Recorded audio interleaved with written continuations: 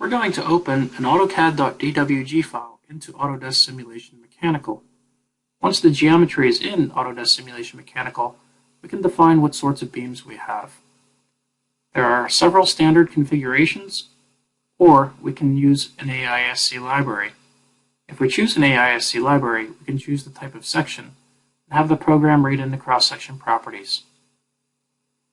We can then go into the analysis parameters for a natural frequency modal analysis and tell the program how many modes we would like to calculate. In the results of a natural frequency modal analysis, we can view those mode shapes as well as animate them. Now that the natural frequency modal analysis has been completed, we can perform other types of dynamic analysis, such as response spectrum. The response spectrum input is either displacement versus period, acceleration versus period, or G versus period.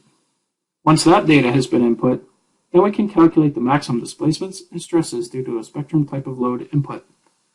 Here in a results environment, we can see the worst stress for a given frequency and a particular load case. There are convenient buttons for you to move backwards and forwards and investigate the various load cases that have been solved for. Alternatively, we can go to the results options and take a look at the resultant stress.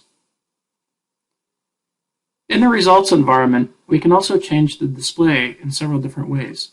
One of those is to go to View, Visual Style, and we can turn on Shaded with Mesh.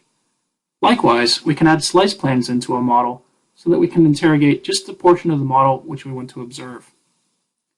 Looking at half the model, we're going to take a look at the various types of displacements, stresses, or safety factor.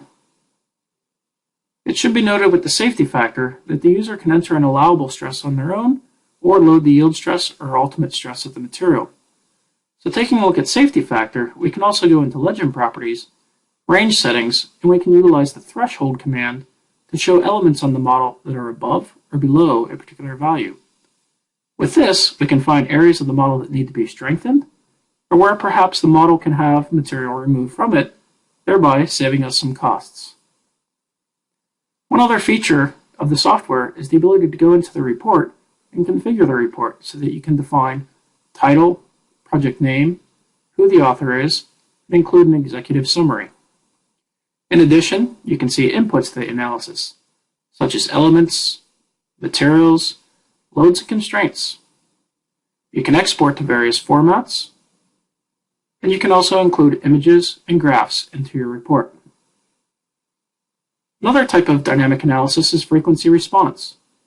In frequency response, in the analysis parameters is where the setup is done. On the Excited Nodes tab, we can define what nodes are going to be subject to some sort of acceleration input or force input. On the Excited Frequencies tab, we input what frequency we want to excite the structure with.